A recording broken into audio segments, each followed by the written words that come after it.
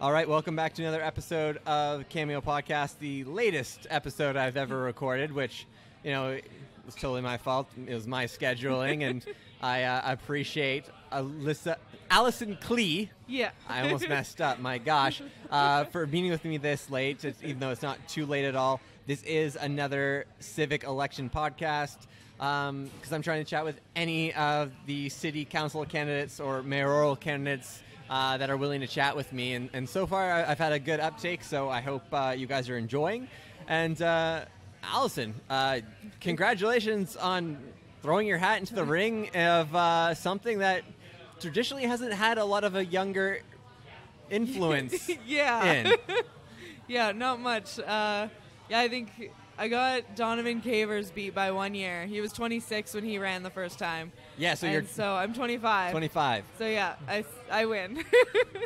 25. So you're breaking a lot of, not stereotypes. Well, you are breaking stereotypes, but you're breaking a lot of, yeah, kind of what's traditional in terms of things, because yeah, you're also a female electrician. That's so you're correct, in the trades. Yeah. And was that always the plan out of high school? No. I really wasn't a fan of high school. I didn't enjoy it. But I went to go see my counselor, and I asked for the paperwork to become an esthetician because there was a course like that for grade 12, and she heard me wrong, and so she gave me the paperwork for an electrician. And I read it and was like, you know what, sure, like, why not? That's so funny. Yeah. That is that is honestly like the greatest chance career move ever. Exact opposites. Doing nails versus building houses. It's like which is honestly the exact stereotype that you're currently breaking. Like I would wear that story with a badge of honor. Yeah, I loved it. It was and I got to leave in grade 12. So I had to go first semester of grade 12. I got to go to TRU. Ended up getting on the principal's list because I got like 97% at electrical school. So I was at the principal's list, honors list, with a bunch of people who were walking up on stage. And it's like, so-and-so is going to become a brain surgeon, and so-and-so is going to go become an astrophysicist. And then up come I. It's like, oh, and Alison's going to become an electrician. It was like crickets, and my dad's in the back like, woo, yeah, baby. Well, and I think I read something somewhere that you're also doing some sort of trades contest or something. Is that correct? Or so I've done trades competitions in the past, and then I also do mentorship programs and stuff like that as well. I aged out of the trades competitions though, but they were really fun, and I really enjoyed them, and it was cool getting to get out there and learn a bunch of new stuff and challenge yourself. So I understand it's kind of a graduated system when you're an electrician. So how old were you when you actually finished your schooling, or are you still kind of in the middle of that? So I was 23. Was that how old I was? Yeah, I was 23 when I finished my hours. Okay. And my schooling. So you have to do 6,000 hours, and then you have to do the full 4. Well, we call it years, but it's actually only 10 weeks. Yep. So after a certain amount of hours, you can go back for 10 weeks, go to school for a little short stint, and then go back working again. And were you always someone to rush out and vote in the election? Where does this civic duty come from? I wasn't. For a long time, I was like most high school kids, most teenagers, most millennials, to be honest. And I wasn't a fan of the government. I thought that it was broken and that it didn't work for anybody and it didn't work for anybody else. And that there was no way to really fix it without basically burning the whole system down. Little anarchist Drain teenage the swamp. me. Yeah. But I kind of realized that you can't just wait around for somebody else to take action when you want to talk about something and you want to change something.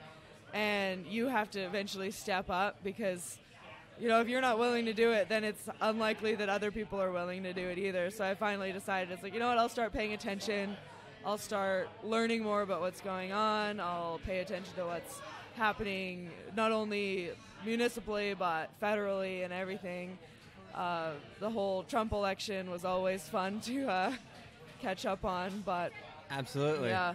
How did that conversation go with your husband? Because you're married, correct? Yes. Yeah. How did that conversation? Oh, do you want to order something? He's just bopping on it. yeah. So if you're hearing her voice being a little bit raspy, she's trying to figure out if she's getting sick or if it's a new puffer that she currently is using, and something's going on. She's just got a little cough there. So her voice is not normally at this raspy as she promised me. No, I'm pretty sick sounding right now. But hey, it's I'm sure it's nice for people to hear your voice and actually hear your inflection, your enthusiasm, and that's why I thank you for agreeing to meet with me. I know you said you're willing to talk to just about anyone, right, as you do your campaign.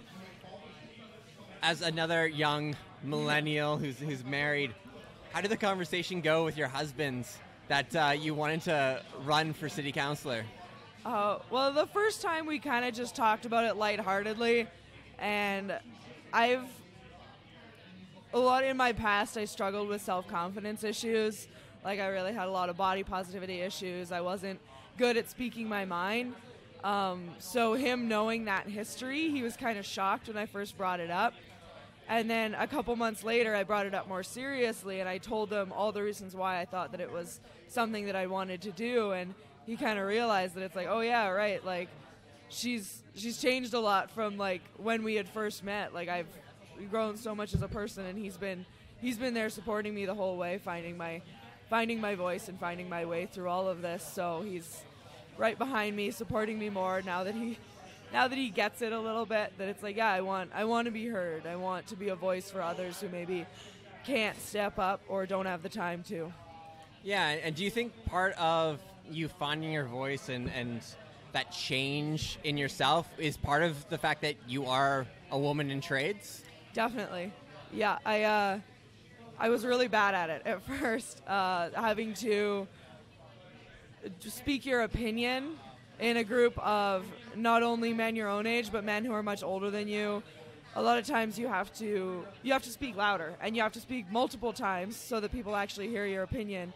And learning that I know what I'm doing and that I'm actually good at my job, and having the confidence to know that what I'm saying is true and honest to the best of my ability, made me more confident in what it was that I was saying. Mm-hmm. And so it really helped me learn how to become a leader, learn how to push through, even if I did feel uncomfortable, which happened a lot. Absolutely. Asking for raises was always hard.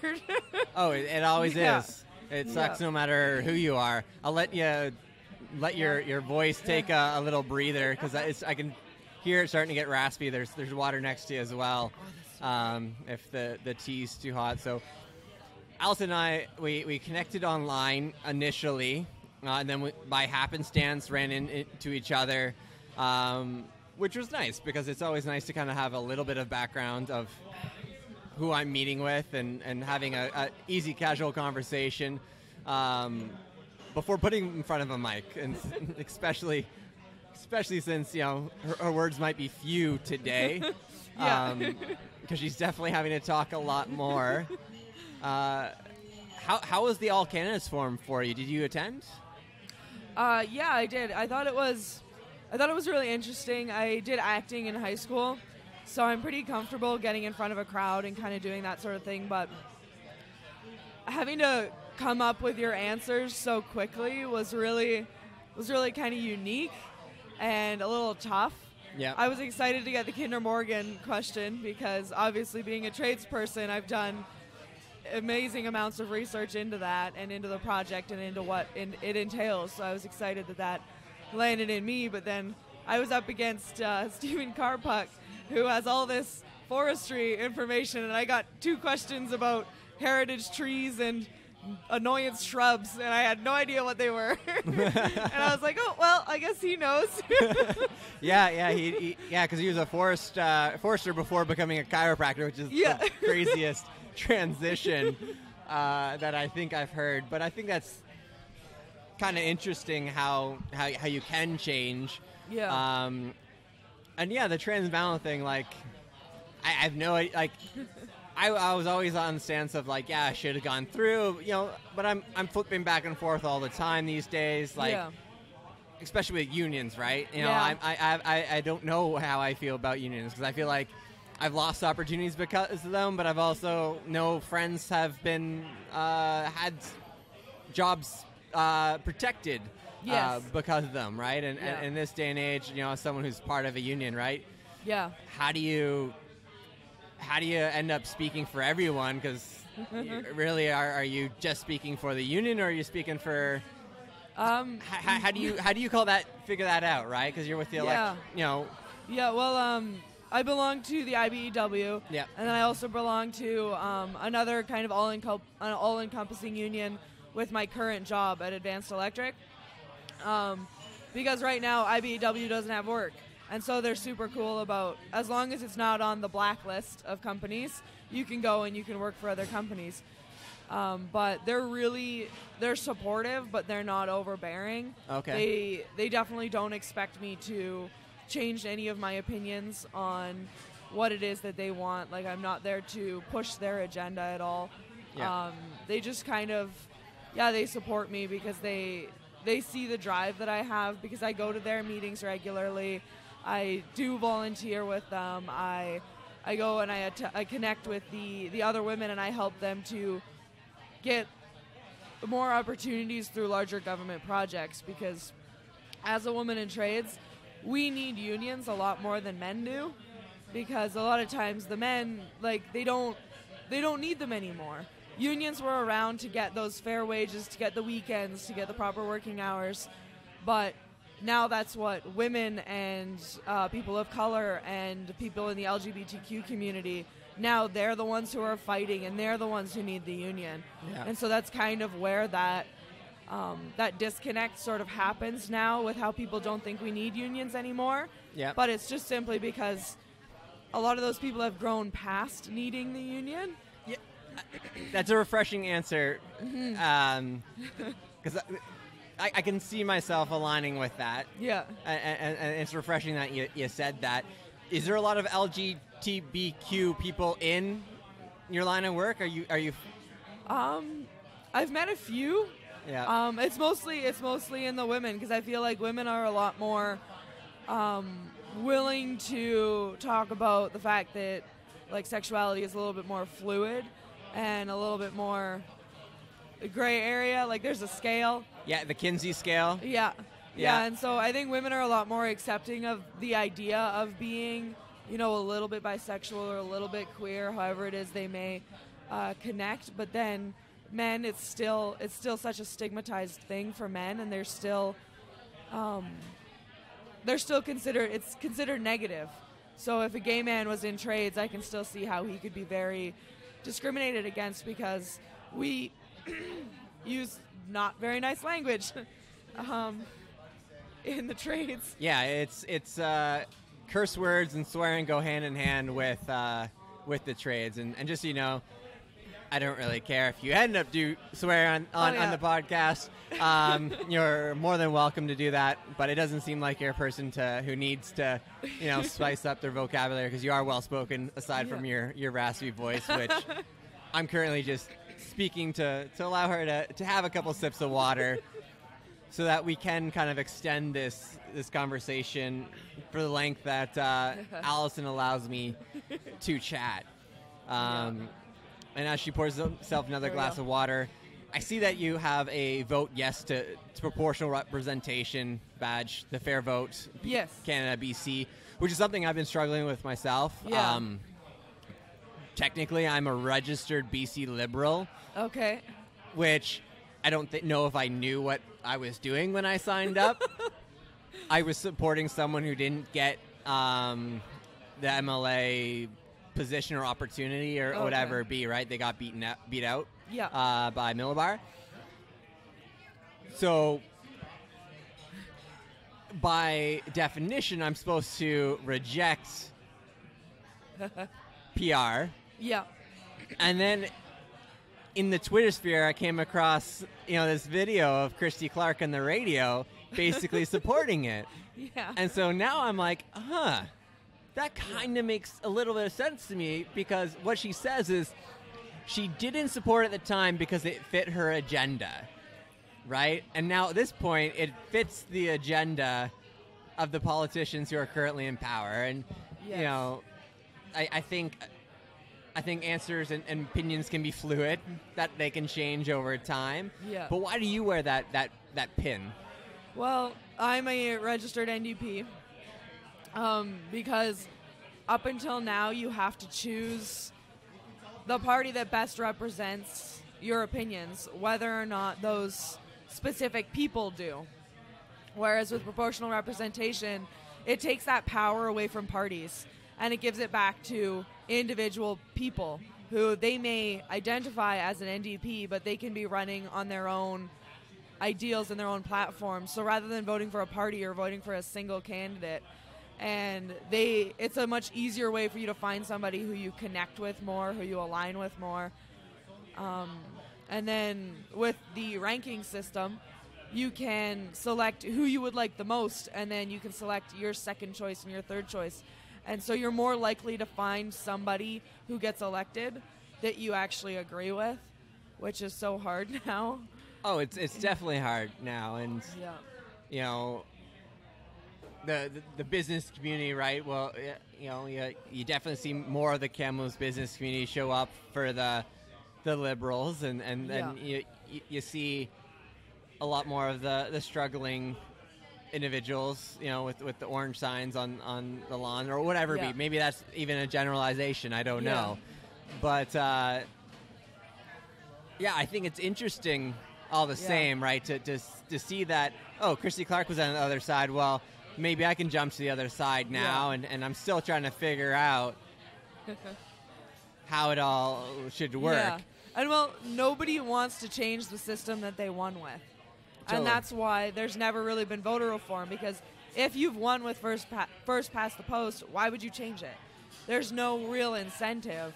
And so depending on what side of the line is, I feel like it depends on who's in power. Yeah. And the only reason why, or one of the only reasons why, the NDP is probably upholding it is because they spoke so much about it before they won that in turning their back on it after they got into power, they would have very blatantly been going against something they had been speaking for so long that it would just be political suicide, basically. Yeah. What did you think of when the current city councillors wrote that piece supporting when the 5 councillors voiced their personal opinions as representatives of Kamloops? Do you think that's something that, you know, we should see more of in the future, or they should have shared their personal beliefs on their own behalf off of, you know, official Kamloops parchment paper? Yeah, that's it's a tough topic because, like, which honestly, to be fair, that's probably one of the harder questions I've asked anyone. So I don't mean to do that. It's just that's the topic that we're talking about right now. Yeah. Well, we do as a community elect these people to speak for us, but I think on something as specific and individual as like voting reform and larger ideals, that's not really what we elected city council for. We didn't elect them to speak for us on even federal things, like, which is why talking about things like the Kinder Morgan pipeline and Ajax are kind of futile in any kind of municipal government, because we actually don't really have any say. The city councilors don't have power over those things. So I believe that, like, them speaking for Kamloops in that regard, I feel like was a little over bounds of what it was that we elected them to be. Yeah. But that's one of the many reasons why I'm running, is because I feel like we need more normal people, which sounds bad, but I feel like we need more average citizens representing the rest of the average citizens in the city. Well, to completely flip topics while she rests her throat, her husband manages a comic book store. We were talking about our affinity for Japanese manga comics. I grew up reading Naruto and Rurouni Kenshin. I'm somewhere pretty deep into One Piece. And you were reading Sailor Moon. You shared. I love Sailor Moon. Are you more a Japanese comic book or American comic book reader? I'm more of an American comic book reader, to be honest. I got attached to Sailor Moon as like a wee child when they were on reruns on TV, And I actually just recently rewatched almost the whole season with original dubbing. And finding out how different the story was just blew my mind. Is it darker than you remember? It's so dark. Because like I always thought it was hokey. No. And what's like overarching theme of Sailor Moon that was dark? Well, the entire first season that we watched, at the end, there's this really dramatic scene where each one of the sailors drop off, like one at a time. And in the American TV show, it's like, oh, well, they're just hurt. They just can't keep going. They definitely die in like the real story. And then they get like brought back to life, and it's this whole crazy like resurrection story about like life and death and like whether people deserve to go to heaven, and it's really weird. That's always been something in like the Japanese comic books, that having some weird themes. That's what I love about One Piece. It's just happy-go-lucky, you know. It's all about the Nakama. It's all about the family and accomplishing goals together. Yeah.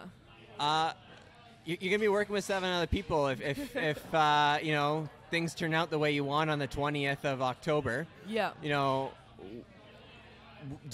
when people, you know, were very vocal of Dennis Walsh's support of speaking out about the I think it was the Trump Manor thing, right? And they applauded him for saying, hey guys, something's wrong about this. When you see something coming up, what are you going to be sticking your neck out? Like, I feel like it's a leading question, but like, you know, how do you kind of advocate for things that you think are really, really wrong, and how far will you go to kind of push it? I advocate loudly. It was sometimes a aggressively. Aggressively.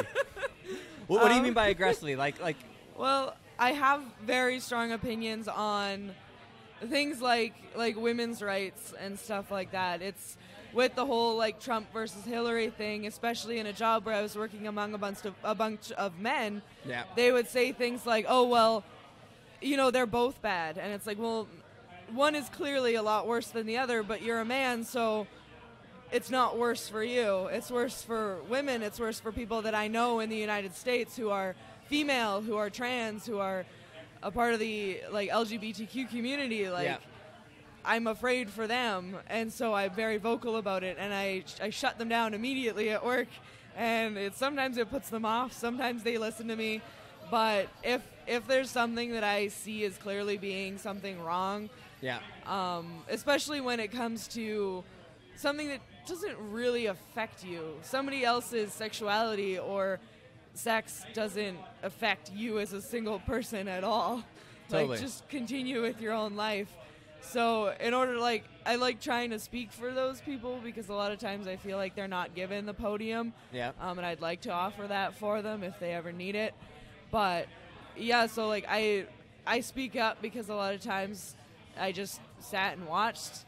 I was bullied a lot in high school and experienced the other people sitting and watching me being bullied, and I don't like bullies.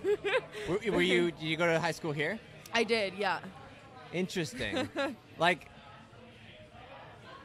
I wouldn't say bullying didn't exist in my high school, but like I just somehow wasn't involved in it, in the sense of like maybe I didn't see it, or maybe I didn't I don't know, right? But I've heard from a few people that, you know, some pretty nasty stuff happened in these high schools in town, right? Yeah. So I mean, I probably got off easier compared to some other stories that I heard. I changed schools partway through high school, and that changed everything. I made a lot of more newer friends, but just where I was at, it was not necessarily intentionally mean, but a lot of times I was left out, and then they'd go do something and they'd leave me out, or I'd hear them talking about me behind my back, and it was these small slights, it was these small steps where it was just that systemic almost abandonment. And when that's your peers doing that to you and you feel all alone, like it's so like it just makes you feel so solitary, right? Totally. But now you can go like, hey, F you, look at me now. Like I don't care what you guys are doing. Yeah. I'm going to do something that's going to affect all of you, Yeah. no matter what happens on the 20th, right? Yeah. You know, you stuck yourself out. I don't feel any animosity towards any of them. Like, we were all kids. Like, that's just, and it's one of those things that people say, but like kids are mean sometimes. They don't necessarily think beyond their own worlds. So I never hold any of that against them, and I've actually met quite a few of them now, and they're successful, they're having great lives, and I'm happy for them. Absolutely. Like, genuinely, because it's not necessarily their fault. Yeah, and to go on the note that you mentioned about kids, a lot of people still view us as a kid. You know, in the last hour, you know, I was just spoken to someone who clearly very intelligent, Yeah. and not in a disrespectful way, but speaking to me, you know, like, hey, you got a lot to learn. Yeah. You got a lot to learn. Going into this, right, at 25, right, how do any of us at this age take on people who are going to look at it as just kids? I admit to being wrong a lot, and I also admit to not knowing stuff. It's something I learned how to do a lot in trades. But I am always the first one to ask for help, to ask for more explanations, to ask for ways that I can learn more, ways that I can grow, because I think that that's one of the values of being so young and quote-unquote immature. Yeah, we're still naive. Yeah, we haven't experienced a lot yet, but that's its own point of view, is us seeing all these things for the first time and actually experiencing these things. And yeah, like, I love it. I have a huge list of stuff that I want to look up and I want to learn more about and see how certain legislations affected other cities that put it through, because our city maybe hasn't done it yet, and I'd like to look into whether or not I would support it if I actually got into office. So that willingness to learn and to bend and to adapt to my environment, I think, is really important. And no offense to the older generations, I don't think they're quite as willing to adapt. Well, they have a lot more to protect, because I think the difference is they're protecting what they have versus we're trying, as a younger generation, no matter what side of the spectrum you fall on, we're trying to protect what we could have, I think, is how I view it, at least. Yeah. Right? So, yeah, I'll just go into my little tea break intermission as she soothes her throat, right? And we're here at Redbeard Cafe. It's the evening time, which is, it's a hopping place, and this is, you know, one of the businesses I've been honored to see grow since I've been in town. Very, very lucky to always be able to set up my podcasting equipment and meet different people, various respects. It's always my go-to cafe, because I live on the North Shore, and I'm very proud of that. I love the North Shore. No offense to anywhere else, but hey, it's you know, the stuff I like, I'll proudly promote. Where do you live in town, out of curiosity, if you feel comfortable sharing? Oh yeah, I live up in Pineview. Okay. And I lived out in West Side. I grew up out in West Side in Oak Hills during what I think was probably the best 12 years of like any childhood, because everybody else in Oak Hills basically had kids too. We all went to Oak Hills Primary School, which is closed now, but it was just K to 3, and it was really small, so all the kids knew each other. You could walk over to like any neighbor's house and knock on the door. It was this really like place out of time experience for my childhood. Yeah. So I have a special place in my heart for West Side, and then my grandparents lived out in Brock, so I love it out there. Like, Happy Vale School is still was one of my favorite schools to go play on the playground at. Do you currently own your place in Pineview? Yes, yeah. We're lucky enough to get in before the stress test. Yeah, same here. Changing, so we would not have bought our house. We would not have made it, which is really sad, considering that I'm an electrician and my husband's a full-time manager at a retail store. The fact that we wouldn't have been able to afford our home and to like pass these mortgage tests is sad for like our peers, for our generation who are trying to invest in their own lives. Yeah, it's definitely, I'm definitely lucky to get in when I got in, but you know, I'm coming across things every single day. I'm just like, maybe I should have looked a little bit deeper into this place. Whoever built our place was a little bit of a amateur Yeah. everything. That's why we bought new. Yeah, I got aluminum wiring. Oh, that's fun. Yeah, so I'm renting a basement with aluminum wiring right now. definitely am not looking forward to the day that I have No. to hire someone to pull it all out. Yep. I've done that before too. From what I hear, it's not fun. No, it's really not.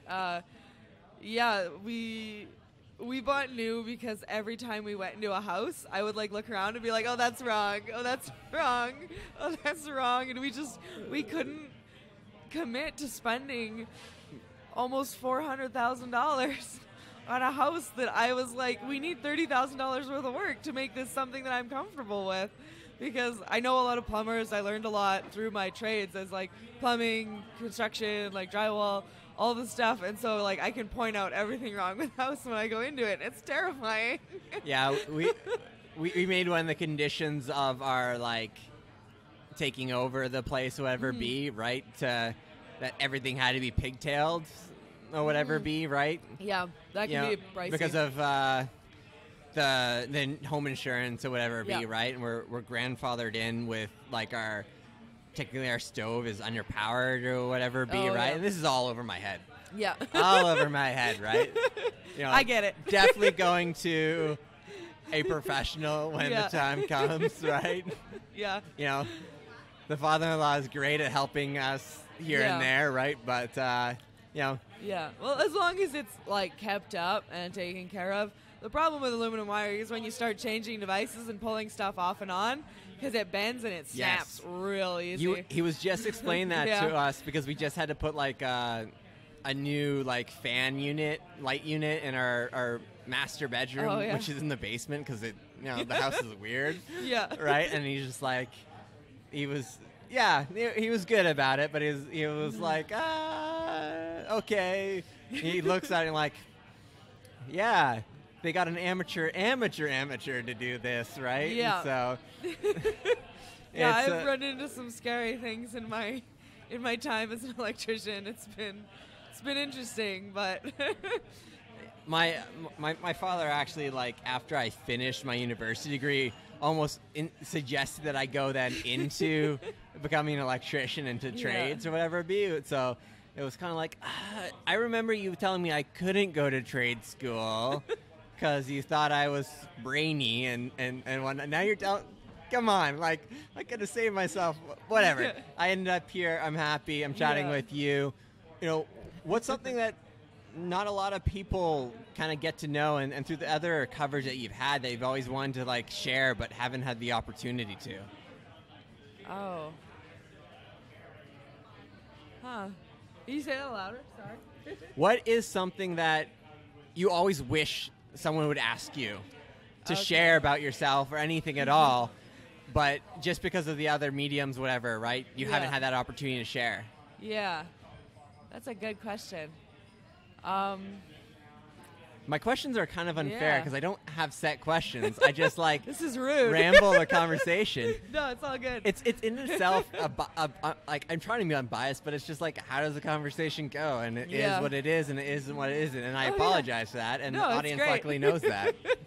No, it's great. Well, I'm actually like I'm a pretty open book as far as especially my opinions go. There's that Kamloops voter website that we've had all sorts of questions on there, and I've kind of gone on my environmental activist rants and my LGBTQ activist rants, and I've gone on all of those on there.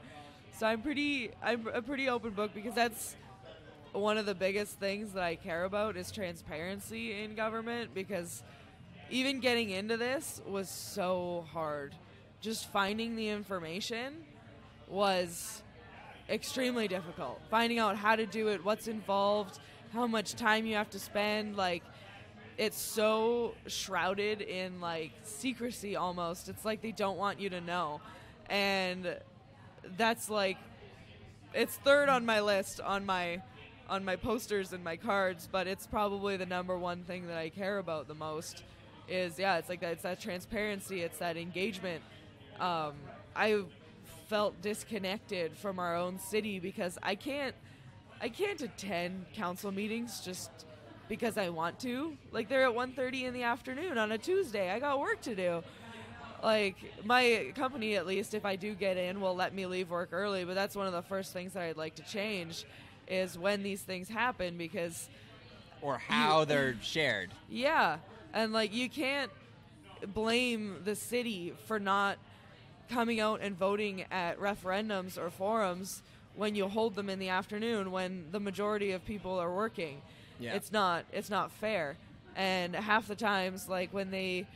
Oh, I can't remember. Like, one of the forums that was in the afternoon, I read a newspaper article about it the next day, and they're like, oh, it was Thursday at 10 o'clock. And it's like, well... Yeah, like, I had no idea there was some sort of vote about MacArthur Island or what was going on. I didn't know that either. Right? And I like to think I'm rather connected or plugged in to some tune, but somehow I missed that. And in the circles that it mattered, it obviously showed up pretty easily, and the numbers came out to reflect who had the time to then come and vote. Yeah. Right? So, you know, I don't know how I missed that. No. And I don't know whose job was to bring it to my attention either, Yeah. right? Like, is that my fault or is that, you know, the city's fault? I always blame the city. It's always someone else's fault. Something's always broken. But... Well, you like, are an electrician. That's where you make your money. You know, I look for broken things, and I'm trying to do this so that I can try and fix something that I see that is lacking. And I feel like that's the biggest change that I could make, is to reconnect with the rest of the city, because you can't be like, oh, well, millennials don't care, they don't want to vote. It's like, well, are you reaching out? Are you meeting them on their level? I've talked to countless tradesmen, and I've given them my card, and they're like, I've never voted before, but I'll come out and vote for you because you came and talked to me. That's crazy. Yeah, like, it's amazing, and it's sad too, because it's like these people build our city, they build our homes, they build our businesses, and they're not represented. Absolutely. And and if we're going to bring economic development, right, Yeah. which is jobs and building houses and hotels and da-da-da-da-da, you know, we need to have a council who's allowing for that growth, right? Yeah. And advocating for it and pushing for it. And I've heard that there's, like, backlogs of applications for rezoning and stuff like that. And it's like, if we want to continue on with the original CAM plan, which is revitalizing the cores, which is another thing that I'm all about, then we need to get those projects moving. We need to get them moving forward. The IBEW almost lost the hospital job to a company from Alberta, which would bring in a bunch of workers who are now making lots of money, who are now taking rental units from students or locals, and taking jobs from, was at the time almost 200 unemployed journeymen with the IBEW, not counting all the other unemployed journeymen at all the other companies throughout the rest of the city. Like, it's shocking that our council isn't fighting more to get these jobs to be here, to be local. It might, like, everything comes down to cost, but at the same time, it keeps our economy running instead of somebody else's. Well, I've also heard rumors of, like, city councilors outsourcing their sign creations too, as far as Toronto and Kelowna, and you know, some of that is because they reached out to the local businesses, never got heard back, and some of it might just be, you know, it was more affordable, right? But you know, like, I went to Signature Signs. My signs are getting printed by them, and then I did all my cards at Universal Printing, which is right across the street from City Hall. Yep. And again, like, sometimes some of their printing projects go out of city too, and it's literally right across the street. And the guy's a great guy. Like, I'm sure the more you buy from him, the more of a deal you get. Yeah. And I can't believe that just paying shipping and printing fees for an out-of-city company could possibly be that much cheaper than somebody literally across the street. Well, my thing is 20%. Like, up to 20%, I think is... I actually stole this from someone else. Yeah. But they do 20%, and I'm trying to apply it. Like, if I can buy it locally for 20% more, then online or out to town, I should always give the local option, right? Yeah. But like the microphone I'm talking on, I bought from Best Buy because I was able to confirm it was at Best Buy. The microphone you're talking on is the better microphone. Costs me $30 less. Yeah. And I bought it at a local business. Yeah. But they never got back to me when I said, hey, is this in stock? I see it on your website. Yeah. Right? So it's support local. It means you have to support local, but they also have to like meet you on your level too, exactly, right? There's that two-way communication. Yeah. Is at least my expectation as a millennial. Yeah. Yeah. And well, I actually had a really weird experience. My husband and I are getting a puppy this winter, and we're super excited. But we were Facebook messaging with the couple who are the breeders in Rock Creek, and they kept sending us weird emojis back. And I was like, what the heck is going on? Because they had a litter, but we weren't ready for a puppy right away. So we're like, well, we'll wait for your next litter. And then they sent us like a thumbs down emoji. And I was like, what? That's a weird way. I ended up calling them. And this guy's like in his 80s. No. And he's like, I have no idea how to use my phone. Okay. Because I was like, that's a really, really weird way to like, or a really good way to dissuade someone from buying from you, right? Passively aggressive. What type of dog are you getting? German Shepherd, or a King Shepherd is actually what it is. King Shepherd. Real big. Interesting. Yeah, and they made sure not to breed the over-angulation or the back curving, so like because that's what took us so long to find a good Shepherd breeder, is because we're really worried about hip issues and all that stuff. We want to invest in that good family member. Yeah. I drove all the way to PG to get our boxer. Oh yeah. Right. We're talking about supporting local, and I drove to PG for a boxer. But it was, we was finding the right type of dog, the right breeder, and got the best dog ever now, and we buy our food from. It's called Ripley's Ranch. Have you heard of it? Oh, yeah. He's always at, like, the MacArthur Island expos or whatever. Yeah. It's great because, like, it's a local distributor. You email him. Yeah. He shows up at your door the next day, drops it off. You e-transfer him, and it's that's done. Awesome. Yeah. And it's great food and high quality. It's expensive, though. But, any good food is going to be expensive. Well, yeah. If you're going to feed yourself organic and local, then you should probably feed your dog organic and local. Yeah, or as organic and local as, dog food more or less allows without feeding him a raw food diet or whatever be, right? But but there's local, and there's also like Canadian made stuff too, right? Which is, I actually just got a screwdriver, and it's probably my favorite screwdriver I've ever found, and I believe it's made in Ashcroft. Oh, wow. And it's so awesome. It's like a multi-screwdriver, and it's a ratcheting one, but it actually doesn't ratchet, and it's super smooth. It's called Roll Gear, and it's amazing. Nice. And it was made in BC, and I was super excited to try it out. It was affordable. Ashcroft of all places. Yeah, I'm pretty sure it's somewhere that direction. Yeah. But and it's I think, awesome. Like, I always fought with my wife, right? Because she looks on Pinterest, right, and you roll your eyes. Yeah. Because you're on there too. Oh yeah. You're still not escaping it. No. Right, and like, oh, we need this, this, and this. It's like, well, buy local first. You can't buy local. Make sure you're buying Canadian, because my dollar's not going below the border. Yeah. Whatever you do. Yeah. Not in the fact that I want to pay duty and whatever right? It's the fact that the money has to stay here as much as possible, right? Because I'm fighting tooth and nail for every dollar, and I want it to stay and reverberate, because it's up to like 7 times. Yeah. Every dollar that you make or bring into a city, right, it bounces around when you support local like 7 times, right? Yeah. So that's that multiplier effect. Yeah. I know that's why I was such a huge supporter of the Performing Arts Center. It's because, people said that it was too big, it was too much, we didn't need that. But it's like, aren't you supposed to plan for the future? Aren't you supposed to think big and think better? And then the idea of the grant money, it's like we would have basically gotten it half off. Yeah. And now it's like, well, now we can't even consider doing something anywhere near as large because we don't get that grant. Yeah. But then the main idea for me was the fact that you would have something downtown that people would come to visit, and then they would stay in our hotels, they would eat at our restaurants, they would shop in the downtown area, they'd spend all their money here, and they'd come and visit, and then they'd leave. Yeah. So there's no stress on the system, but we still get their money. But I think also, like, the lights are flashing. There must be an ambulance going to be going by soon.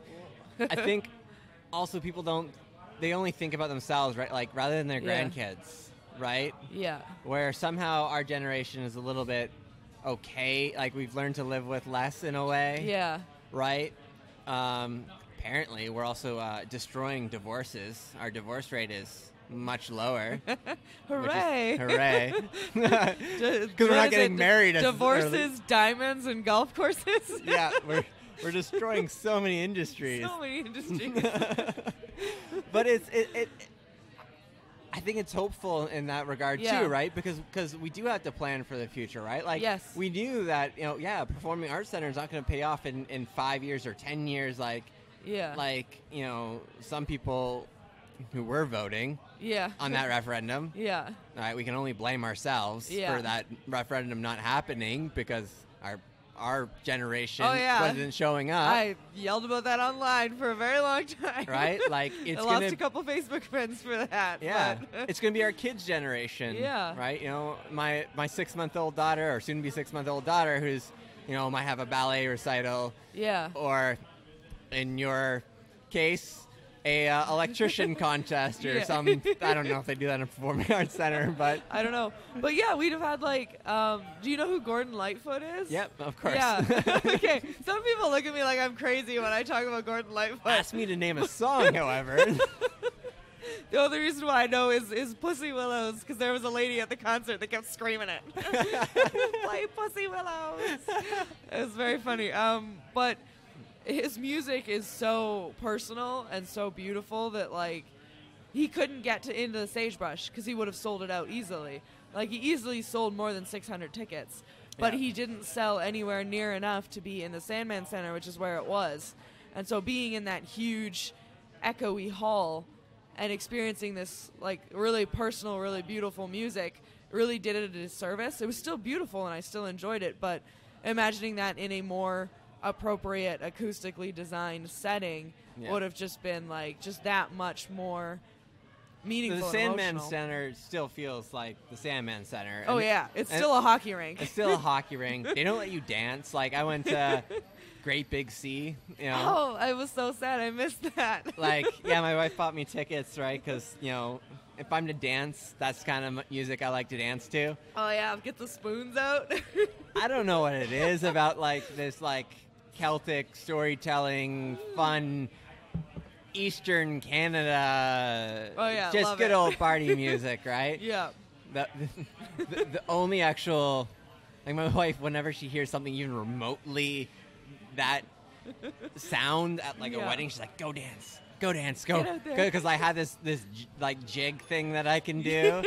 But, like, I only like dancing to Spirit of the West, Home for a Rest. And that's it. Yeah. So that song doesn't come on. That's it, right? Like, I'll dance a little bit, but she's like pushing me and be like Cotton Eye Joe and be like, go do it. It's like, no, I'm not feeling it. I can only feel that song. Just the one song. When my grandpa would be up in every single song with the spoons. He taught me how to play the spoons. Oh, really? Yeah. I can still do it. It's not good. I understand the idea of the spoons. Like, I've always, like, played with it. I don't know how you actually play the spoons. I just know the idea of making sounds with them. Yeah. That's basically it. You make sounds with them. You can just make sounds faster if you get better at it. Oh, okay. Yeah. Got it. That's all. Well, what else should we chat about? Yeah, well, she's letting her,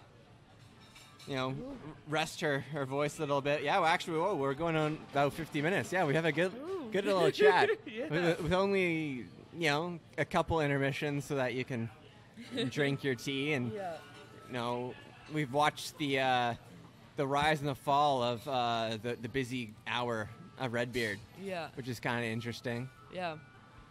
Yeah, this is a really cool place. I'd like to see more places like this. Oh, totally. Throughout Kamloops. Like, did you ever read any Judge Dredd? No. No. Well, in Judge Dredd, it's this crazy apocalyptic future thing. Very fun comic. It's one of Nick's favorites.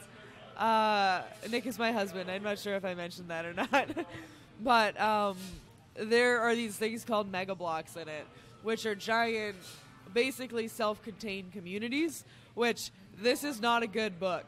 They should not be mega blocks, but the idea is sound. Yeah. And they're actually based on, I think Finland and Sweden has a lot of them, which are apartment buildings with basically all the amenities that people living in the apartment building would need. So it would have somebody who lived in that building would have a little corner store or a shop or a pub or something down there, so that then you wouldn't necessarily need to have a big living room because you'd just walk down to the pub and you'd watch TV at the pub. Okay. And it's this really cool, like, probably super socialist and really hippy-dippy idea about, like, communities coming together, and I would love to see more stuff like that.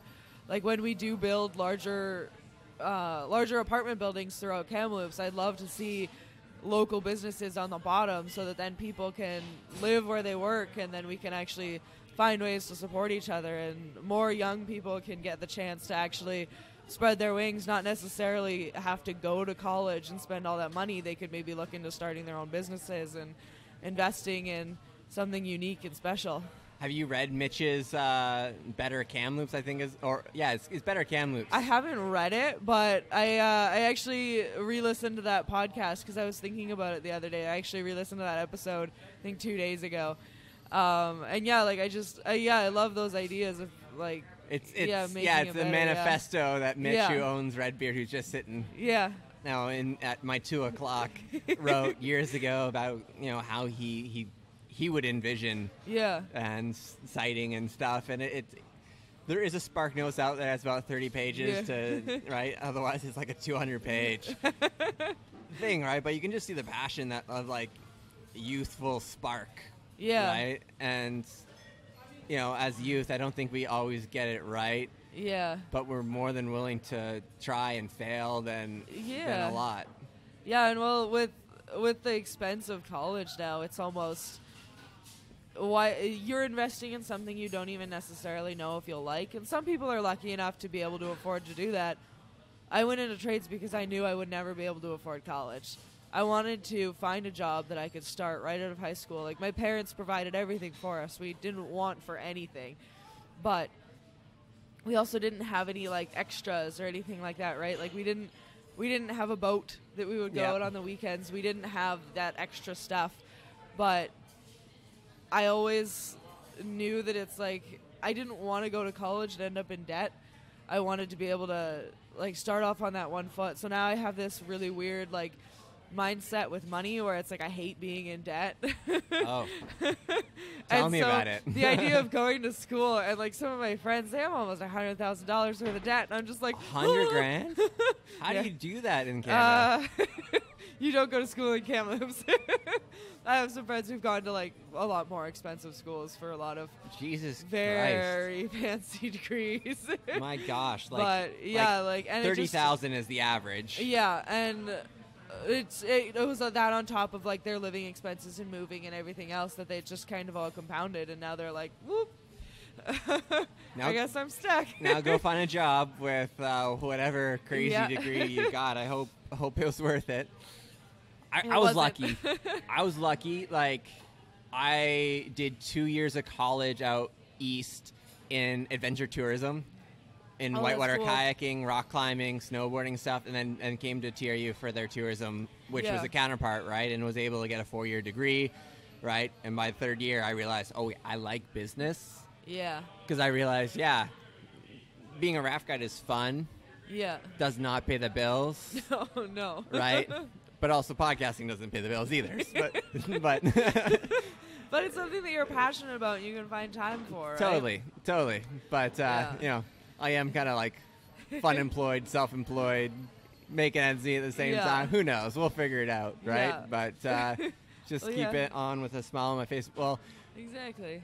Well, Alison, where can people find you? Where can they engage with you? Where are you most active? Because I saw you pop up on Twitter a little bit. Which I'm trying to get more into Twitter. I never was into it. Kamloops is not into Twitter. Kamloops is not a fan of Twitter. No. But it's a really easy place for me to access all the news stories and stuff. That's it's mostly journalists and news. Yeah. So that's how I found it helpful. But I think it's Alison Kamloops on Twitter. You can find everything through my website, AlisonKlie.ca. It links to all my Facebook. I'm probably most active on Alison Klie for City Council on Facebook. That's where I usually do most of my interacting. Also my other Facebook, which if I do get elected, I'm definitely making a business profile because I have made about 50 new friends in the past 3 weeks, and all of my old friends are gone from my newsfeed. I cannot find them. Yeah. But yeah, definitely Facebook, website, email. I do my best to answer everybody. I'm trying to. And there's Vote Kamloops. There's Kamloops Voter. Kamloops Voter. Yeah. KamloopsVoter.ca or .com. Kamloops Voter.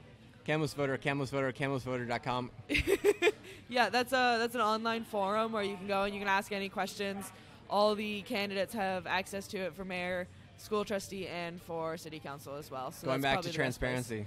Yeah, exactly. Right, and it's kind of cool because it's not really owned by any media platform, right? It's just it's just one guy, Daryl Schmidt, kind of putting it on. So yeah, he's good stuff. Awesome. Well, thanks for meeting with me this You're late there, welcome. Allison. And thanks for having me. I'll have this up pretty quick. Cheers. Yeah, awesome. And if you're listening in for the first time, feel free to subscribe on your favorite podcast app. You know, I'm just getting in the habit of asking people to subscribe or share. But if you don't, at least vote. That's all I can ask for. So please get out on October 20th, vote, and let's make Kamloops a better place. Cheers. Bye-bye.